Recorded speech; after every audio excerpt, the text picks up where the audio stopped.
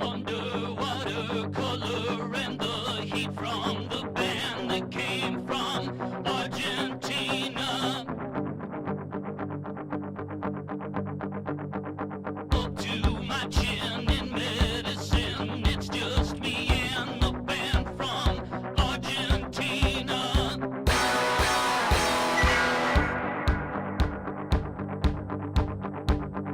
Look straight ahead, the reverb says the tide is in the band from Argentina.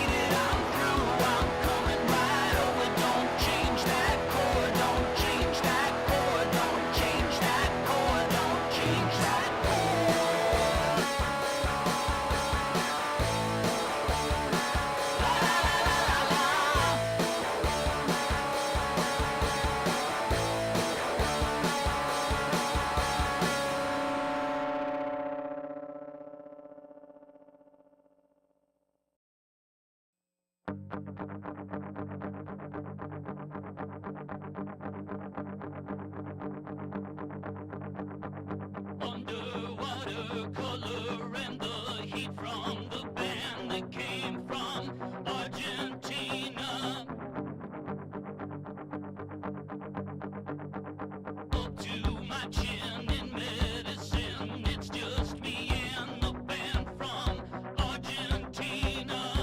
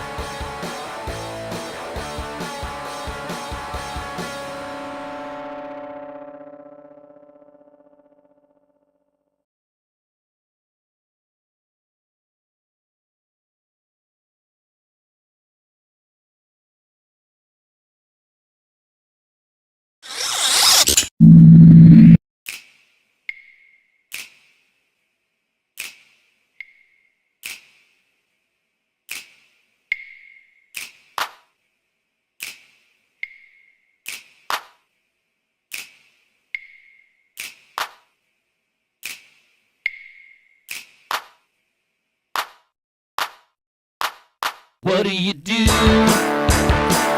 when you got no time? And the world wants something pretty and that rhymes. They want proof. Yeah, you got proof. So put your keys on your knees and hammer out a line. You got to write it down, write it down, write it down, write it down, write it down, write it down, write it down, write it down, write it.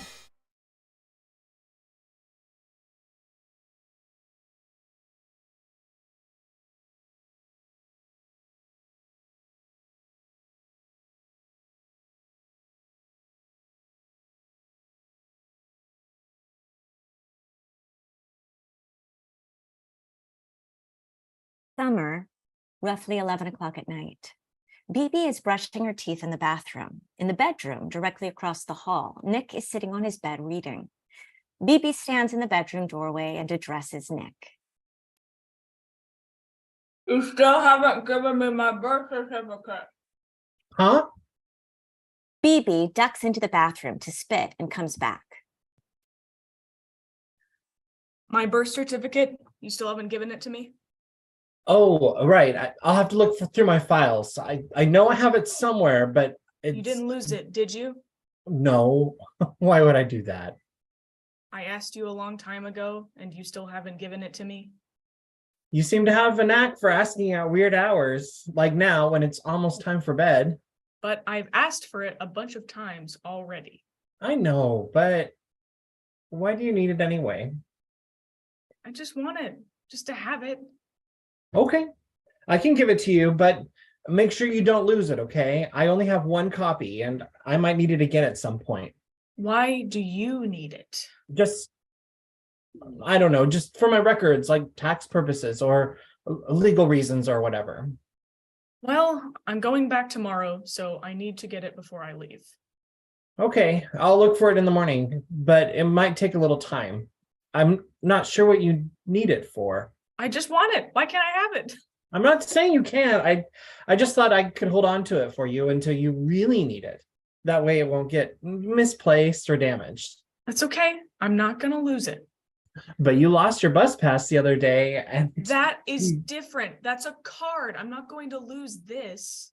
I mean, I just don't understand why you need it right now. It's my birth certificate. I can do what I want with it. Well, I already gave you your passport and social security card, right? Yeah, You still applying for jobs? yeah, I am. Okay, that's good. I don't think you need your birth certificate for that. They only need to see your social security card. You still have that, right? Yeah, I do. Because you definitely don't want to lose that. You're not keeping it in your wallet, are you? Oh, Okay, good. Because if you lose that, someone could steal your identity, you know? I mean, it could be pretty bad. So you have to be real careful. yeah, you told me already. Okay, just making sure. I mean, you only really need your birth certificate for like registering for school and stuff like that. I know. So Angela and her family are out of town? Yeah, they went to Vegas.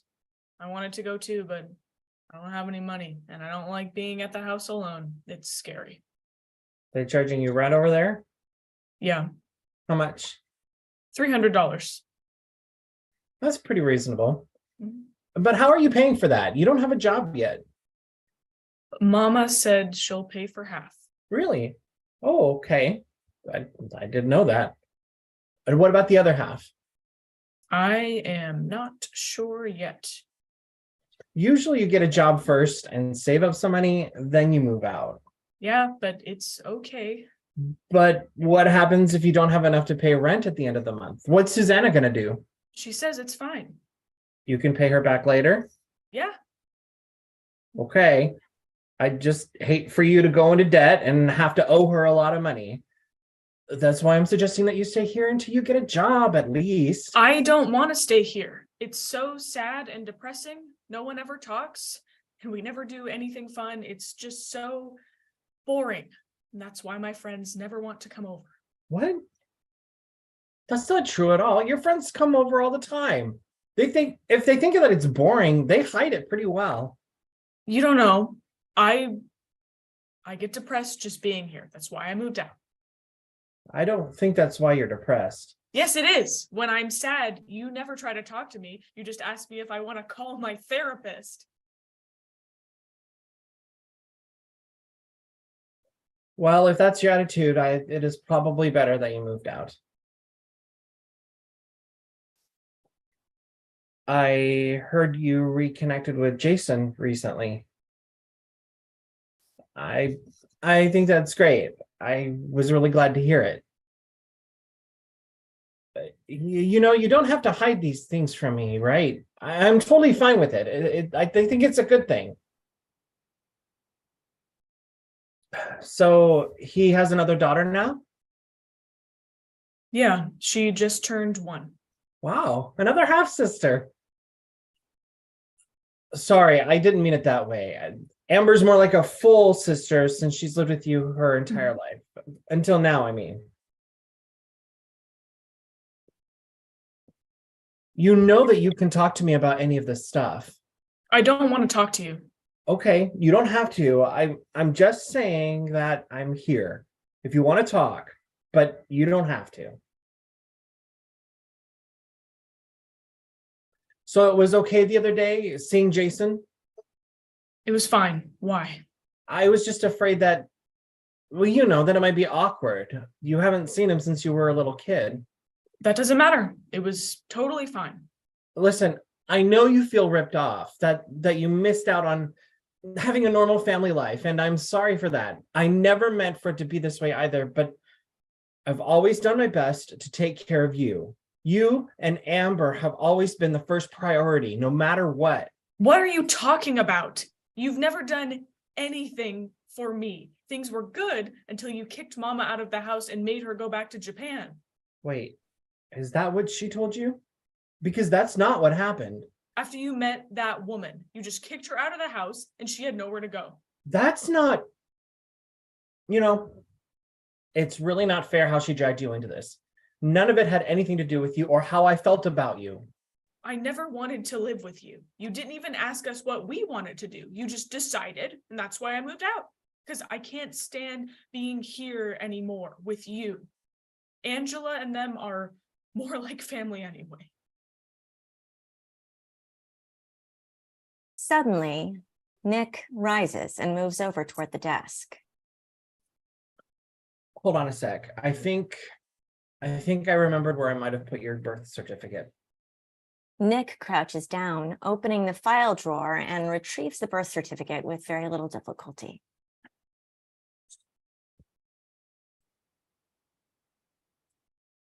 He hands the document to Bibi, who begins scanning it with her eyes as if to confirm something. Wait, what is this? Why is your name on it? They always list the name of your parents. That's kind of what a birth certificate is. But why you? Oh, they changed it. You didn't know? When I adopted you, I legally became your father, so they had to issue a new birth certificate with my name on it. What about the old one? I still have a copy somewhere, but it's not valid anymore. It's kind of like an expired driver's license. I didn't know. Nobody ever told me. You have to realize, Bibi, you can't choose who your family is. It's not like with your friends. It's not something you can control. You just have to make the most of it. Oh, I meant to tell you, you're welcome to stay here anytime, but next time you do, you're either going to have to sleep on the couch or here in the little room. I haven't had time to move into your old room yet, but I'm planning on doing that soon.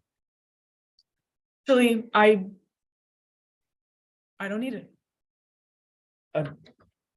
Are you sure? You seemed like you really wanted it.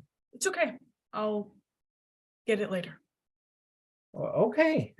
I guess I'll keep it for now. I'm going to bed. That's a good idea. I'm pretty tired too. Well, good night then. Good night. BB exits down the hall to her room. Nick slowly crouches down and returns the birth certificate to the file drawer.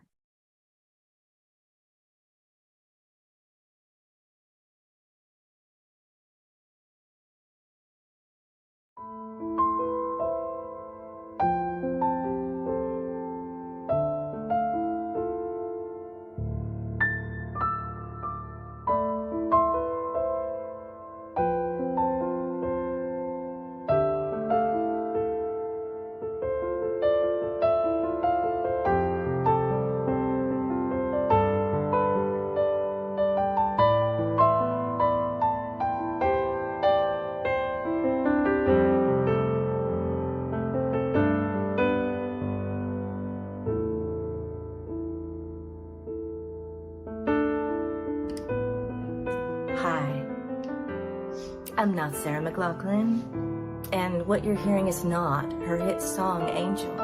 It's emotional piano sad background music for videos by Liz FM. I am Rebecca Torino-Collinsworth, and we are Parley. Every day, Parley playwrights work tirelessly to create the art we care about and you enjoy, but we can't do it without your support. For just $10 a month, or just $5 a month, or just $5 right now, you can make a difference to the future of Parley and fund our upcoming productions. Follow the link on your screen right now to pledge your support to a Parley production in need. We can't do it without you. Thank you.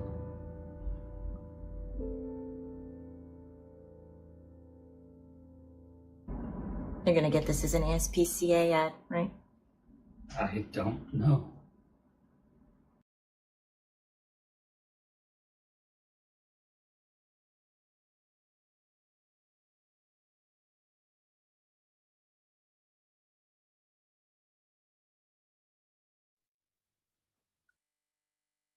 A war, timeless, but also dated. We see a quiet evening on the top of a hill. Maybe it's grassy, maybe it's sandy, maybe it's rocky, but it is certainly empty. The sun has set. Two men, New Blood and Styx, sit in a tense silence around the remains of a smoldering fire. New Blood previously told a joke at Styx's expense that didn't sit well. The two other company members, Bandy and Curtis, have just left. Hey, Styx, What, you blood? I'm sorry about before. I was trying to, Whatever, man. I mean it. I'm sorry. No, you're not. What are you talking about? I definitely am. No. You just don't want me to be mad at you anymore. People say they're sorry because they're sorry. People don't say they're sorry because they're sorry. They say they're sorry because they don't want to deal with the repercussions, man. You just don't want me to be pissed at you, and guess what? I am. So fucking deal with it. I don't need your deathbed confessional. It's not like that, Styx. I like you, man. I don't want to piss you off. We're in this together. Bullshit. If you didn't want to piss me off, then why'd you say it? You've never heard of someone making a mistake? Nah, not mistakes like that. That wasn't a mistake. Guys in this company don't make mistakes. Would the guy whose spot I'm filling agree with you? Would old New Blood agree with you? Fuck you. You don't get to say his name. And you know what? Yeah, he would have. Look, I'm sorry. I'm really sorry. It's amazing how little I care. You want to spend tonight angry? You want to go into tomorrow angry? You want to die mad? Would rather that than accept your fake ass apology. How do I prove it to you? Six eyes New Blood's ring. Give me that. What? Your ring. I want it. What? No. I guess you don't give a shit about me then. Be reasonable here, Sticks. I don't need to be reasonable. Give me it. What do you even want it for? For my girlfriend. I want to make her more than my girlfriend. What? You're going to propose with my ring? Yeah, why not? You got dainty little lady fingers. I'm sure it'll fit like a glove. Get your own ring. Oh, yeah. I'll just stop at the gift shop on the way to get my head blown off tomorrow. Listen to yourself. Plus, you know how expensive rings are? Of course you do. You bought that one. I didn't buy this one. It was a gift. That real gold? Yeah. Some gift. Some kind of rich guy, New Blood? Silver spoon, nannies and shit growing up? No. Ah. You stole it. No. That's all right. You can tell me if it was stolen. What am I going to do? Call the cops out here? I didn't steal it. Someone steal it for you? Fuck off. Some apology this is turning out to be. Why is proposing so important to you all of a sudden? Gee, I fucking wonder why on tonight of all nights. I don't want to. I'd want to declare my undying, everlasting love for my girlfriend. Are you dumb in the head, New Blood? Huh? That would explain a lot, wouldn't it? Your shit sense of humor, for one. You knew what you were getting into for weeks. Doesn't make it not shitty. But you could have done something at home. But I didn't, did I? And now I have one chance to. And it's so important now. It's real now. It's important now. How the hell are you going to propose? I'll leave a note with the ring. The note in the ring. That'll be enough. Hardly skywriting now, is it? Who are you, the goddamn romance police? Just give me the ring. Your poor planning isn't my problem. Yeah, because you're a symbol of doing everything perfect. You want me to forgive you or not? Nah, maybe not anymore. Give me the ring. Six lunges for the ring. New Blood stands up to avoid him. Quit being a bastard. What did you say? I said, quit being a bastard. Six You're the problem. punches Give me the New ring. Blood in the face. Dude, what is your problem? You're the problem. Give me the fucking ring. It's my fucking ring. Not anymore. Stolen ring. That's what you want to give to your girlfriend? A stolen ring? You gonna tell her it's stolen? What, you gonna leave in the note? You're gonna say, hi, Mrs. Sticks. I punched the guy out and stole his ring because I'm an asshole who didn't have the foresight to buy you one myself. Give it to you in person. Instead, you know what I think would be cool is that I write you a letter and make you a widow with a stolen ring because it was so suddenly important. Punch your friend's important. Pregnant. My girlfriend is pregnant. A boy. Six sits back down. New Blood gets up and sits next to him.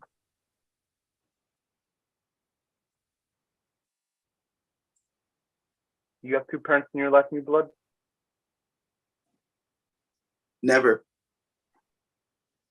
Me neither. I was a bastard, you know. I mean, don't get me wrong. My mom was fantastic. Saint, love her to death. But it's not like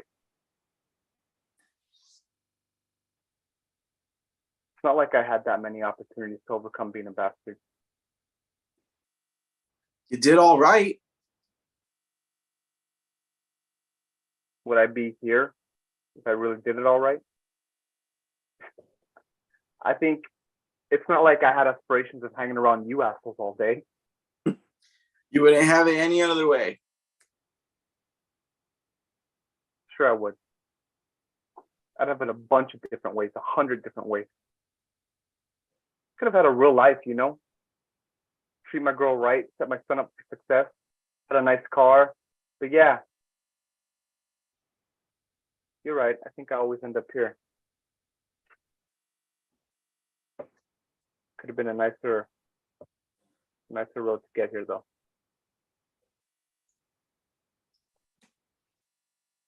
You want the kid? You kidding? I'm ecstatic about the little bastard, about the little munchkin. It's just, it's not fair that I won't be there for him.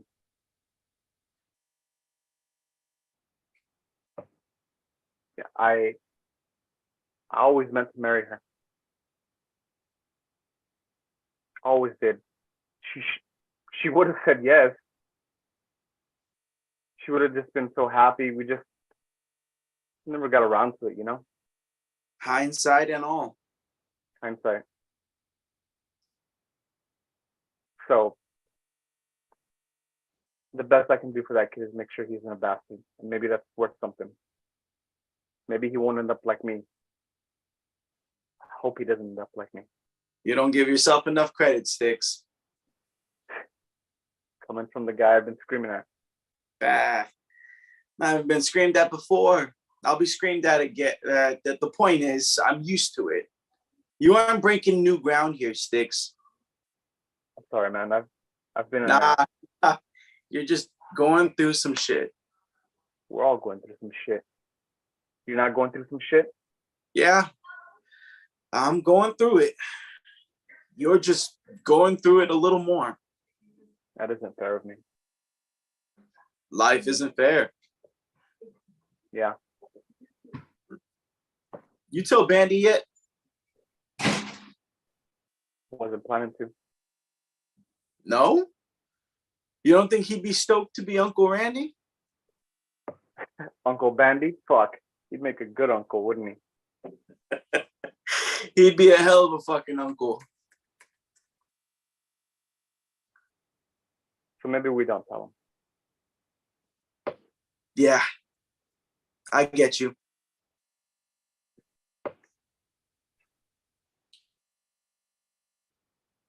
Here.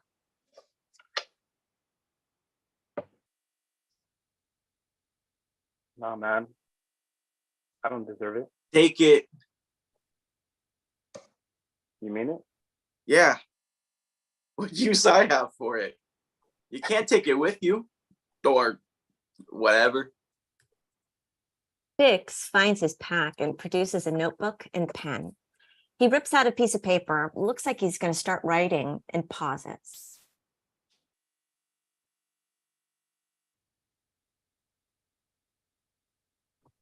What do I say? Make it real. Not sappy. Or if it's sappy, just make sure it's real. Why does it matter if it's real? She's going to hold on to this letter for the rest of her life. You want that to be fake? You're right. Maybe you should be the romance police. Bix writes for a minute.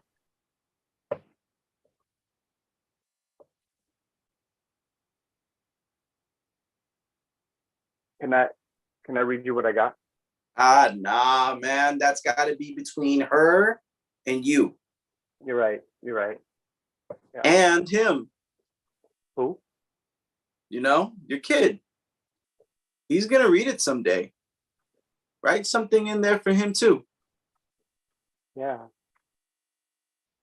Yeah.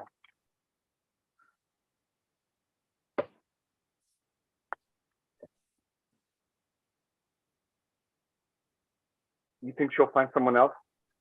You can't think like that, man. No. It isn't like that. I hope she does. Not fair for a little guy to have his mom all mopey and shit. Maybe you could teach the little guy how to ride a bike, tie a tie, I don't know, dead shit, you know? You're a good guy, Sticks. That's big from the guy whose nose I just broke. Please. You think you could break my nose with a pussy ass punch like that?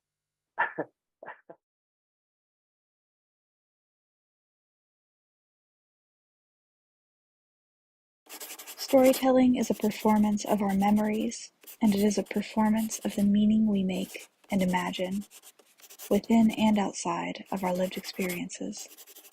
Storytelling holds our histories, our sciences, our families, our bodies. Storytelling is a performance.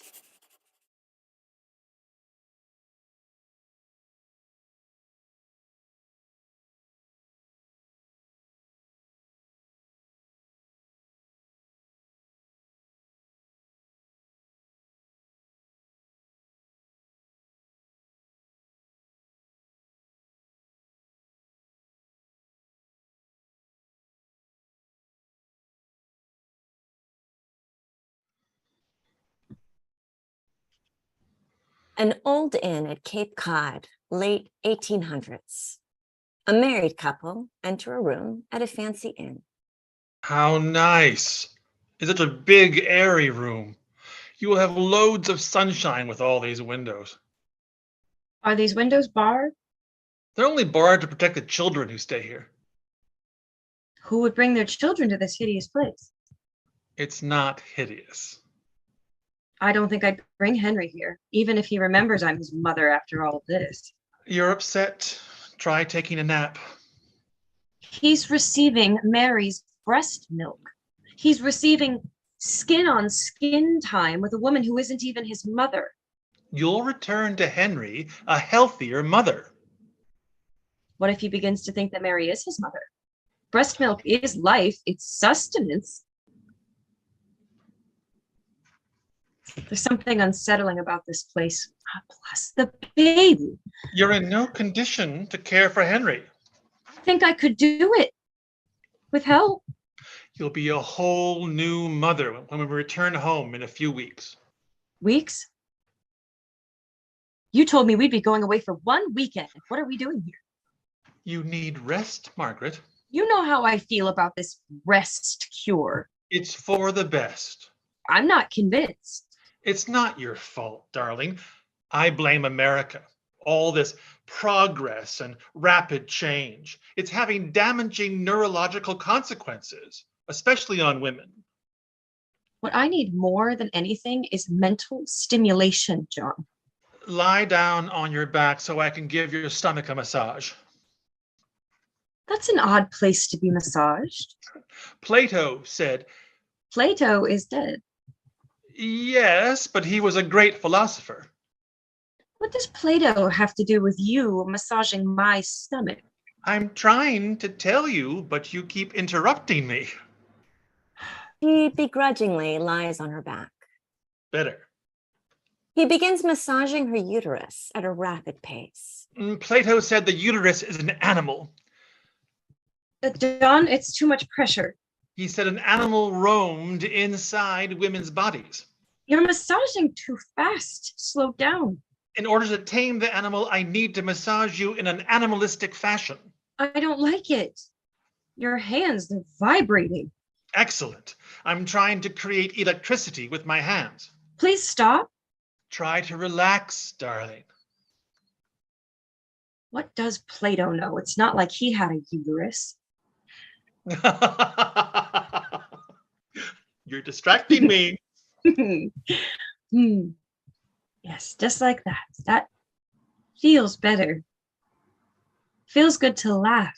Yes, but I need you to concentrate on massaging. But it's the first real laugh I've had in such a long time. Well, I'm glad to see you smiling. I miss your smile. I miss your smile too. Plato said animals roamed inside women's bodies, causing them to be hysterical. The more it moved, the more hysterical women became. I'm beginning to think it's really a depletion of the nerve force. I don't understand. Well, massage restores blood flow, causing hysterical symptoms to diminish. She drifts off to sleep. He starts unpacking her suitcase. He retrieves her journal and reads it. Margaret stirs. John, what are you doing with that? I'm just unpacking your things. You're reading my journal. As a doctor, I need to know everything. You're worse than I realized. Give that back. No, I'm holding on to this. It's mine. I know you've been having mood swings, quiet crying spells, difficulty sleeping. Those are my personal thoughts. You've had thoughts of harming Henry when he cries at night. You hold him in your arms and wonder whether you love him or not. I couldn't tell you those things. You have to. I'm treating you. I can't admit those things to myself, let alone you. Thank God I left Henry in Mary's care. John, don't. I don't have those thoughts all the time. They come and go. Sometimes I love him so much that I feel my heart might explode. And sometimes I'm angry because I'm exhausted. And I thought motherhood would be all about swaddling and singing lullabies and rocking him to sleep, but it's not that. It's love, but it's work. My life has changed in an instant. Try to breathe. I never expected to hold him and think those thoughts. I never expected his cries to put me in a rage, but I love him. You've got to believe me. I love him intensely. But when this darkness descends, I feel worthless. I feel guilty. Like I said, once your health is restored, you'll fall right into motherhood. What if I don't?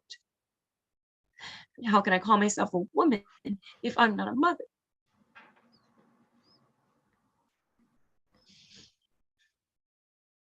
I brought other poetry books.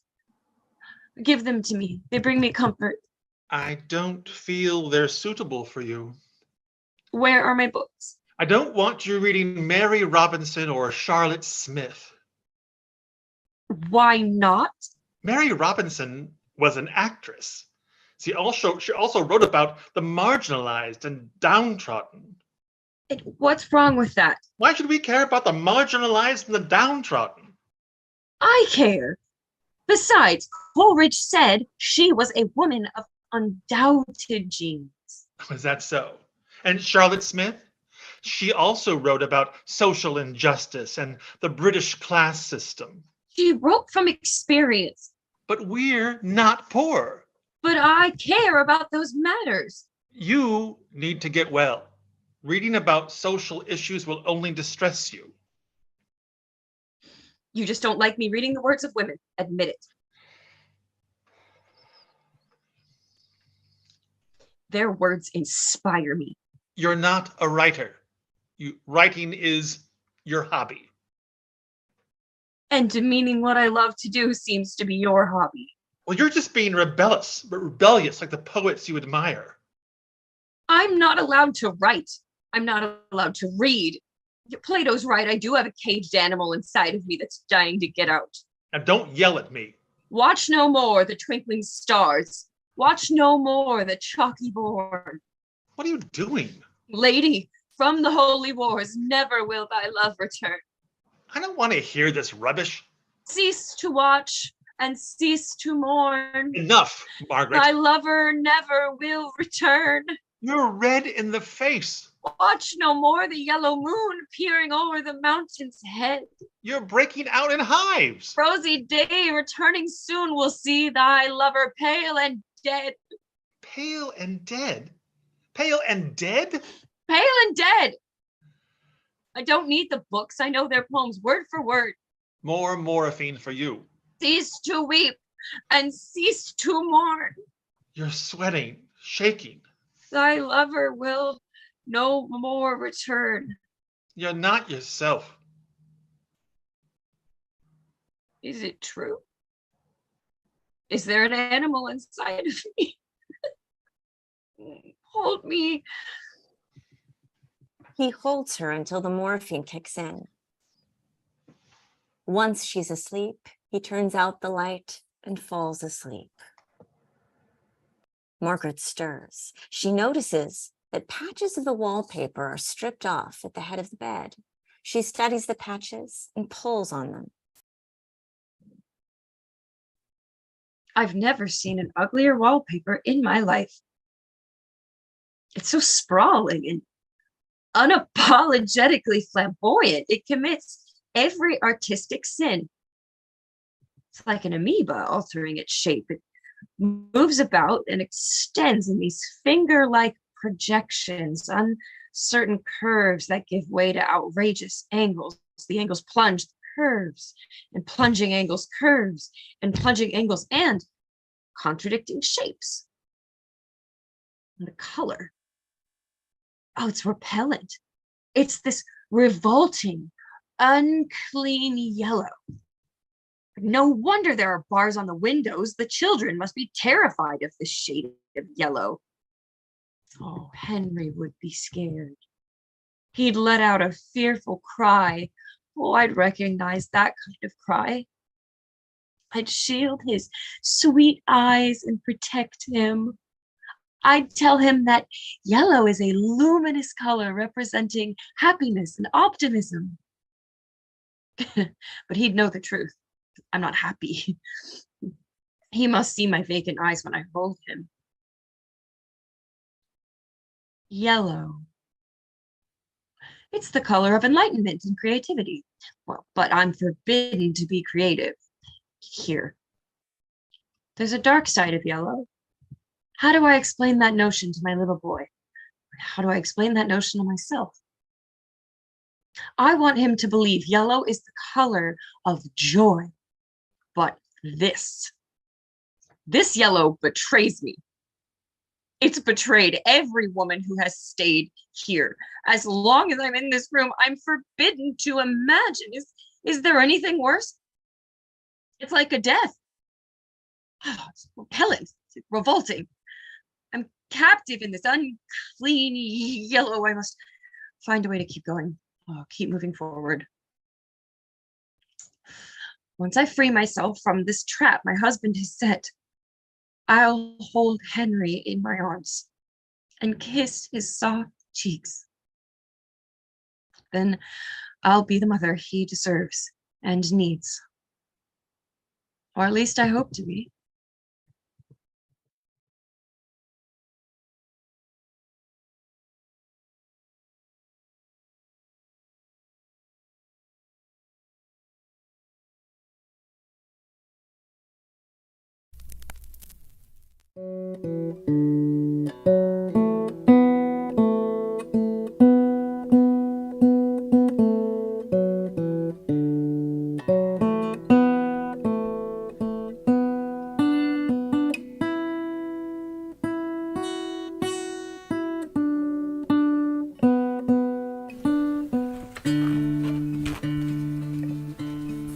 Will you go, lassie, go to the breeze of Balweather, where the blueberries grow, among the bonny Highland heather, where the deer and the rae, lightly bounding together, sport their long summer's day on the breeze of Balweather.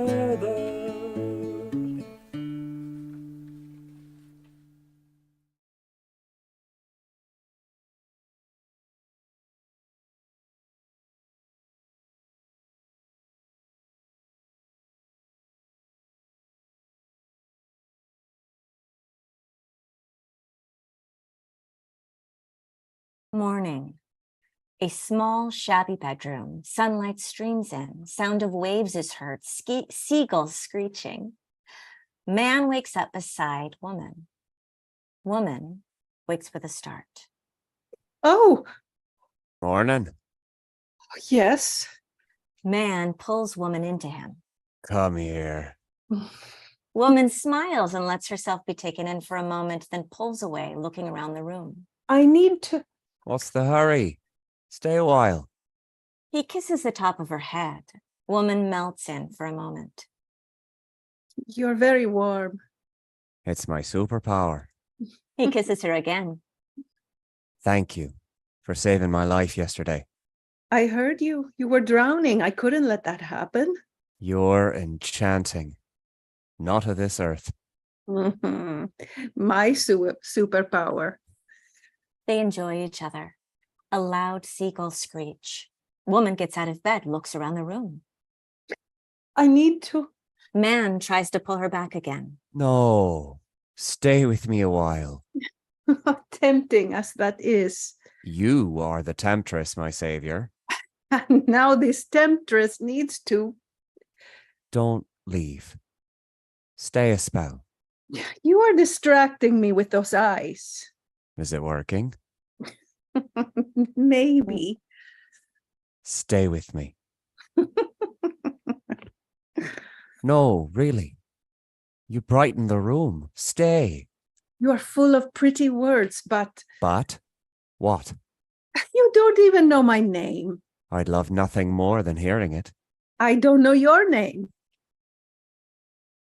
I'm Sean. Pleased to make your acquaintance. How do you do, Sean? Enchanted and spellbound. That's how I do. You've bewitched me. I didn't mean to. Well, you have. I'm utterly and completely yours. Perhaps you've bewitched me a little too. Have I now? Imagine that. Seagull cry outside. Woman looks out the window. But I really have to go. I just need to find. I swear they were. She looks around the room in earnest. I've hidden them. You've. I know what you are. What exactly is it you think I am? My nanny used to tell me stories. Oh, I want you to stay. Will you stay with me? and what can you do for me? I can't find out there. I can love you. What is love? Love is everything. If you stay, I'll show you. You think you can keep me? You think love is more powerful than. No one is immune from love. I know what you are. And I know what you are. You think you're the first. Of course not. I told you. I've heard the stories. Fisherman drowning. Beautiful woman rescues him, bewitches him. You keep saying I've bewitched you when it's you who've hidden my. You drove me to it. What did you expect? With your flowing locks and sparkling glances.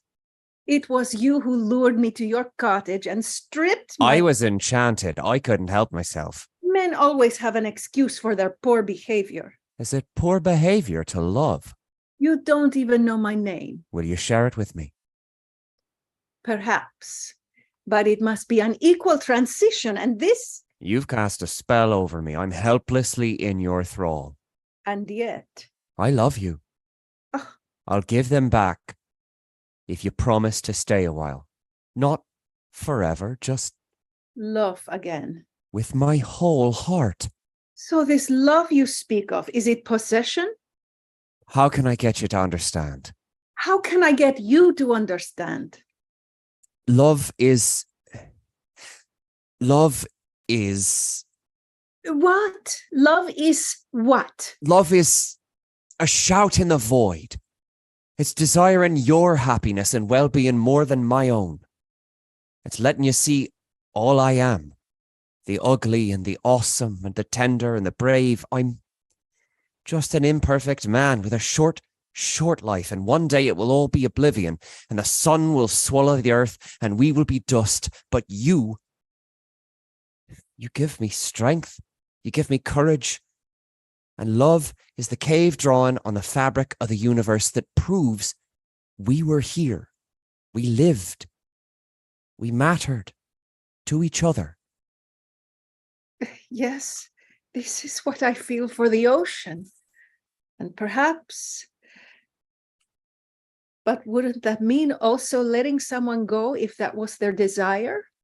I can't help what I am. I would never want you to be other than you are. Then you know. I suppose I do. But you've captivated me. Yet I'm the one held captive. If you leave, I will be a slave without a master. I am flesh and blood, and I am bound to no one but the sea. You're a cruel mistress. How could I ever love what I resent? Man opens drawer, pulls out a silvery cloak. Here. You're right. I'm sorry. My skins! So, I suppose you'll be going now. I belong to the ocean. But What? She folds the cloak and puts it away. I'm Delphine. Your name? Delphine. You're not without your own enchantments, Sean. No? You did invite me in. Woman sits on the bed. You're going to stay? You've given me the choice. But you belong to the sea. Yes, to the sea and to myself. And I choose to stay a while. She kisses him. I'm confused. You wanted my happiness more than your own. And I wanted yours. Imagine that. Imagine that.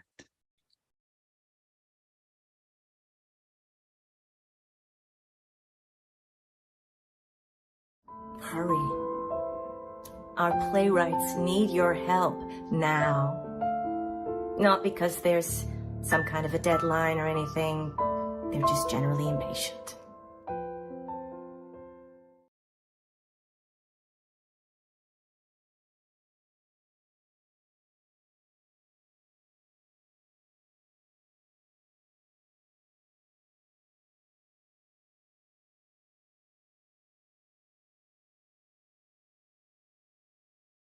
A forest is viewed from the perspective of something very small. We see the ground, the bases of tree trunks, and low-growing foliage, moss, and mushrooms, plus a few yellow and orange leaves. Sounds of birds and bugs are interrupted by the rapid crescendo of a woman's continuous scream, followed by 2 or 3 oofs before Thumbelina hits the ground. She lies motionless on her face for a few seconds before attempting to pry herself off the forest floor. Stupid bird. Oh, really can't fall from enormous heights like I used to. Oh, fuck. I'm in the woods. Nah, damn it. Ah, forest animals are so tweaky. No way I'm gonna run into a person this far. No! A normal-sized woman, a giant to Thumbelina, has nearly stepped on her, and they both scream. Oh, it's scary. No, it's just a tiny woman, afraid.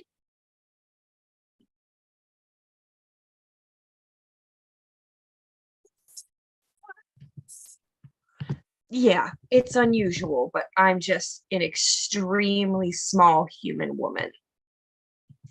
This is so hard for people to grasp. I'm sorry. It's just that I've never. Yeah, seen a tiny woman before. Yeah, no one has. I'm the only one. Listen, I'm glad I ran into you. I need your help. Have you been shrunk by a witch? No, I have always been this size. Surely you were smaller when you were born. No, I arrived this size, fully grown.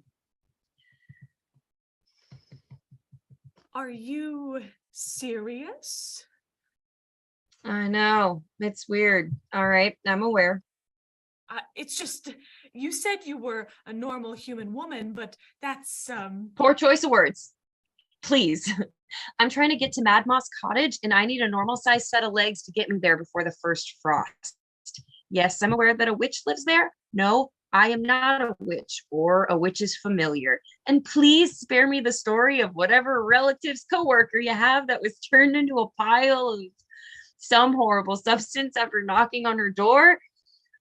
I don't have any relatives anymore. Creepy, but I'm gonna overlook that as you are probably the only human around for miles.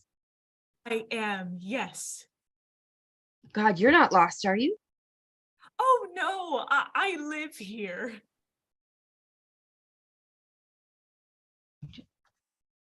Cool.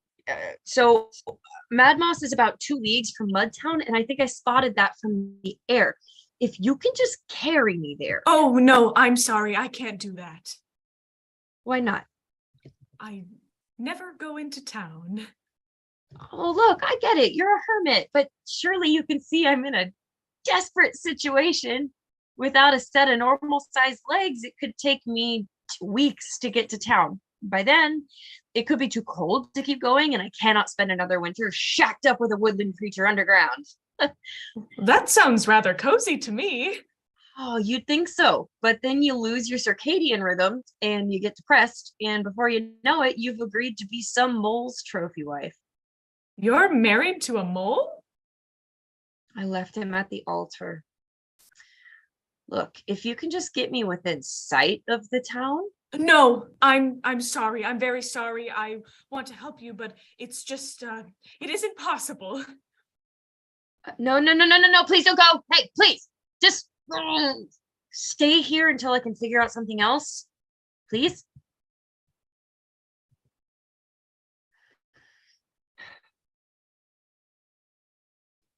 I would think you'd be much safer alone.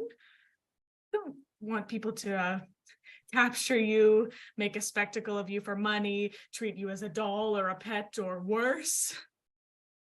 Well, I hadn't considered any of those unbelievably messed up scenarios, but my options are limited if I want to make it before winter. To be honest, you're only the second normal sized person I've met ever. You seem nice. I bring out the worst in people. It's why I can't go among them. What am I, chopped liver? Oh, well, you, Don't count. Yeah, I know. I mean, no offense. It's just, I know you couldn't possibly harm me. I could fuck you up emotionally.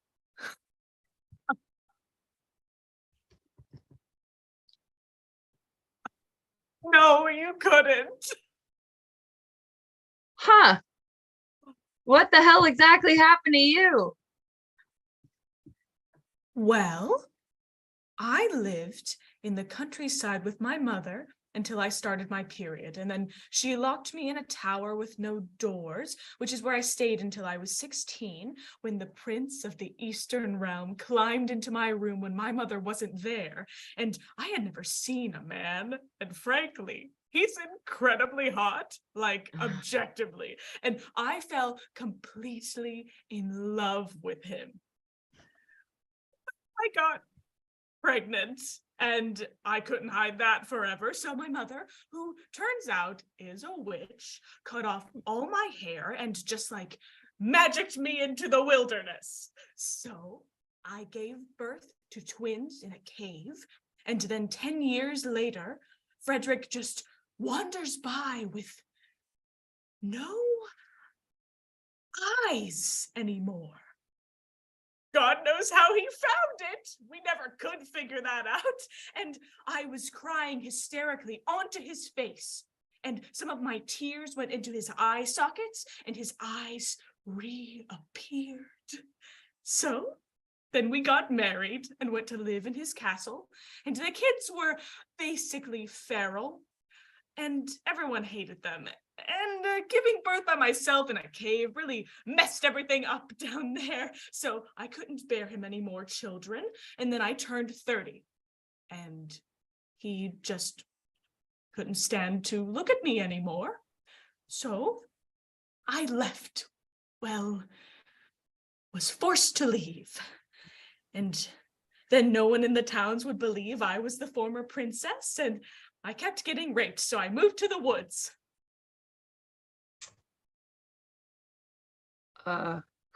Well,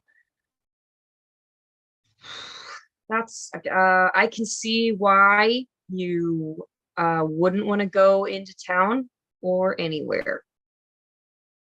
Yeah. You know, that's weird. What?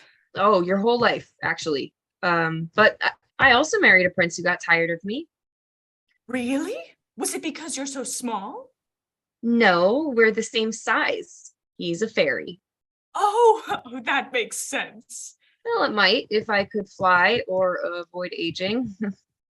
Oh, I got old in more ways than one. you don't look old to me. Well, thanks.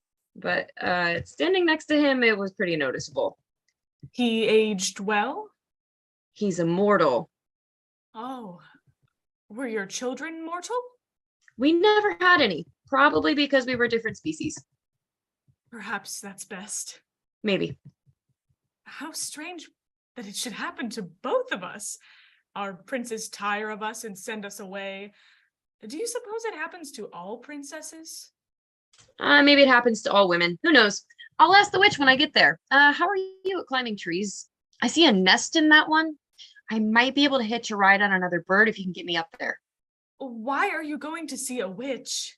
Not a witch. It's the witch that gave my mother the magic barley corn I came out of. Yeah, naturally, I have a few questions. That's why I'm going. Now, how about we shimmy up that tree?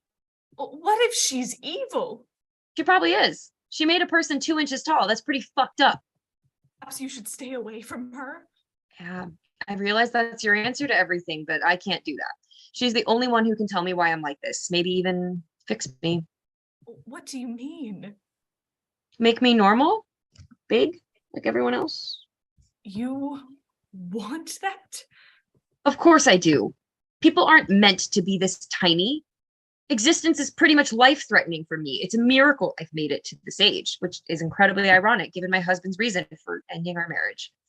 I'm fed up with this being my life, so I'm going to change it or die trying, but I can't do either just standing around here. So let's shimmy up that tree. No. What? I mean, don't go. Stay here. To what? In the woods? With me. I have a very nice cave not far from here, or I could build you your own house, and I would speak to the animals and then tell them not to eat you. Whoa. How do I say this? No. You're the first person who's spoken to me like a person in years and years. We could make a wonderful life together here. Your size wouldn't matter at all since we'd be the only two people. You might be the normal one and I might be freakishly enormous. Well, thanks for that, really, but I've known you for 5 minutes. Or just stay a few days.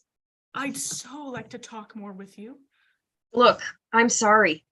It's a nice offer, I'm sure, but I need to go. And if you're not going to help me, I'll find my own way. I think you're fine just as you are, a little rough around the edges, perhaps.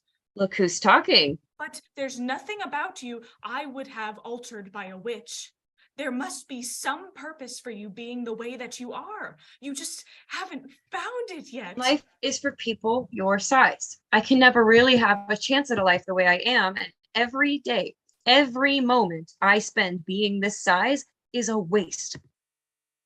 That can't be true. Lady, if there was a place in this world for people like me, there would be more like me. I am like you. That's not what I need. We have both been rejected by husbands who once loved us, and neither of us fit into normal society. We are sisters in fate. Again, I just met you. You have made me feel less alone, less wretched. Your height makes no difference to me. Your companionship appears to be of normal size. A minute ago, you were wondering if this happens to all princesses. What if it does? What if there are even more like us? Wouldn't you want to know? I suppose. Oh, a witch might be able to tell you something like that. Why don't you come with me all the way? Come with me to the witch's house. Oh no, I told you. We can avoid people. Keep off of the main roads, travel at night. We could get you a cloak or something. I mean, we must be the best in the world at not being seen, don't you think? Perhaps, but we'd be together. We could watch each other's backs. I've got the senses of a frickin' rodent. that's not tremendously comforting. Oh, whatever. You don't really want to be alone. And you said yourself, I can't hurt you, which I'm really trying not to take as a challenge. I'm going. The only way you're going to keep me here is if you hold me hostage. And you won't do that because then you'd be just like your witch mom. And frankly, if you stay here, it's still like you're locked in that tower. Oh. Yeah. Wow. I pressed myself a little bit with that one. I'm so afraid it will all happen again. Well, it can't. You're with me this time. It's a totally different story. I want a cloak.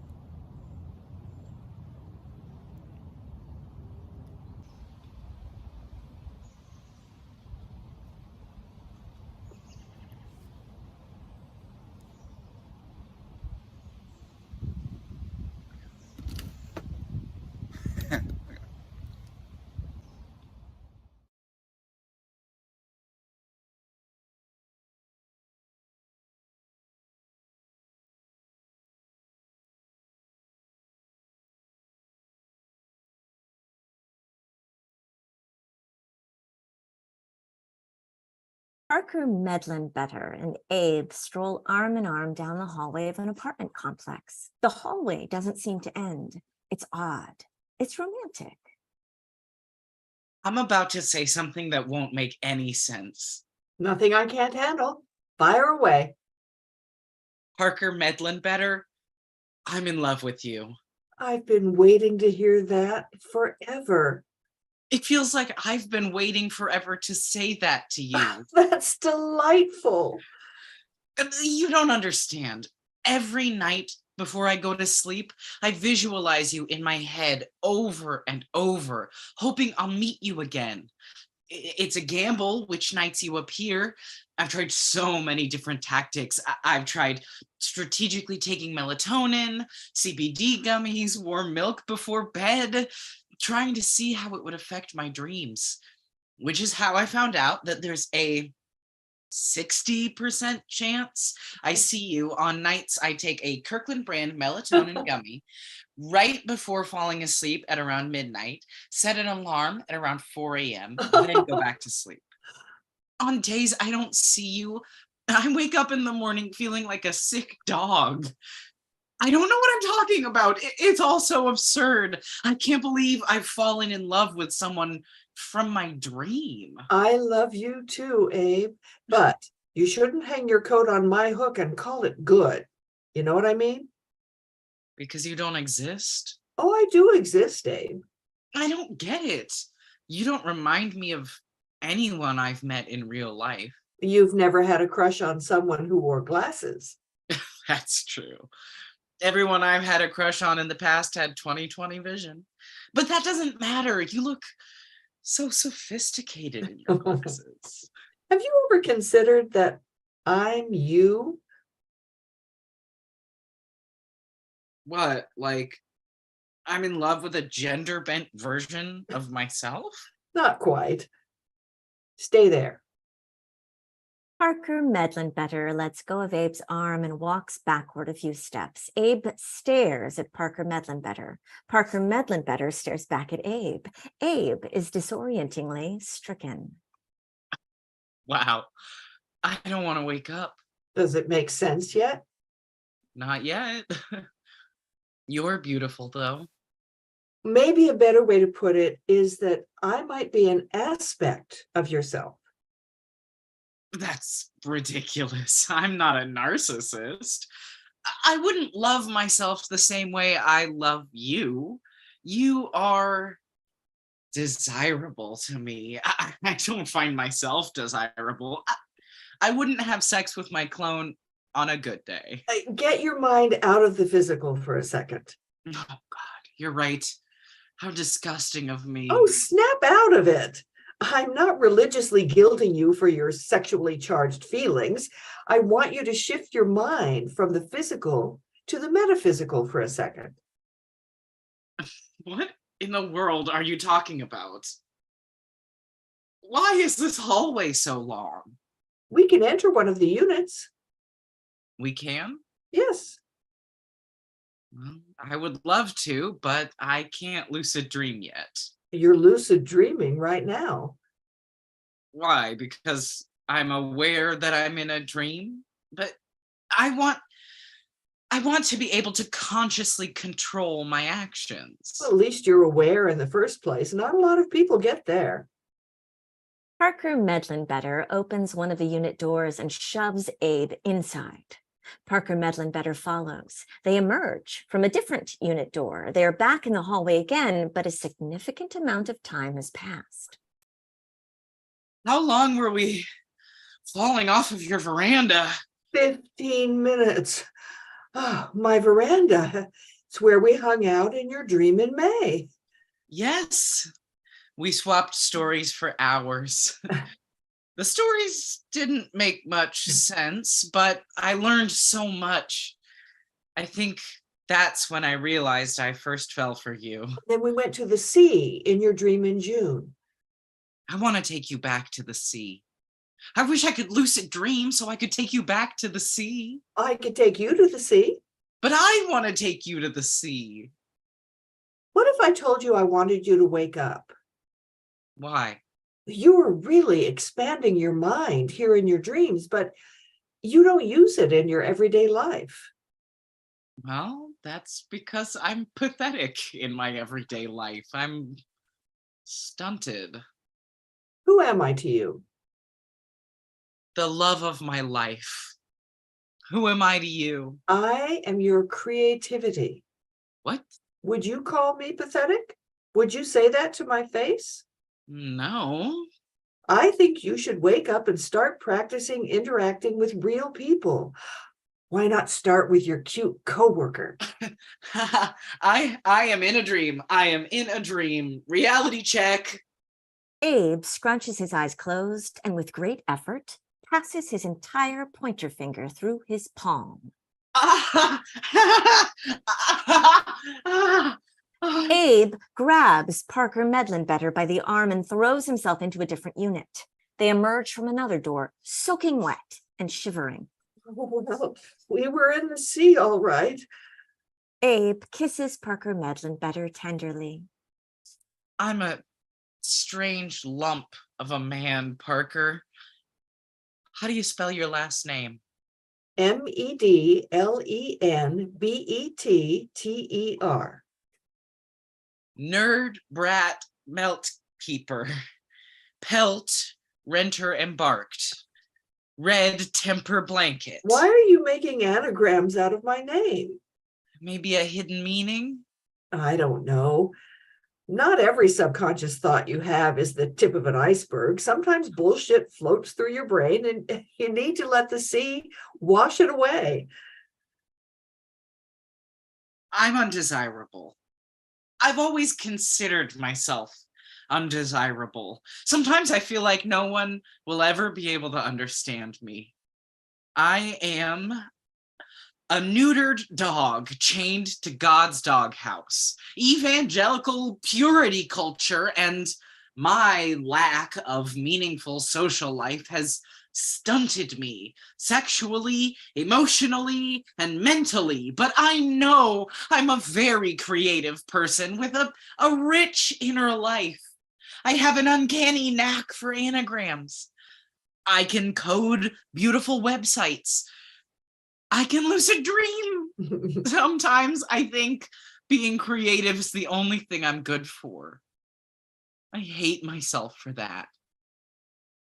Like, come on, do we really need another religiously traumatized artsy man with issues relating to sexuality and intimacy? They're the worst kind of people. And you're the one relationship I've had in my life that's made me feel so alive. And I love myself for you. Wait a minute. I've never really left, and I'm never really leaving. Don't you see? But I wish you were more than just my creativity. I wish you were more tangible than that. I want you to wake the fuck up. And then what? Put me, you, to use in the best way you know how. You love me, yourself, after all. The morning alarm blares.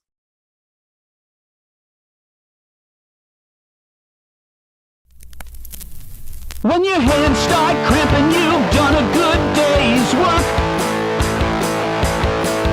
When the letters on your keys are blurry and your knees hurt, what you gonna do when the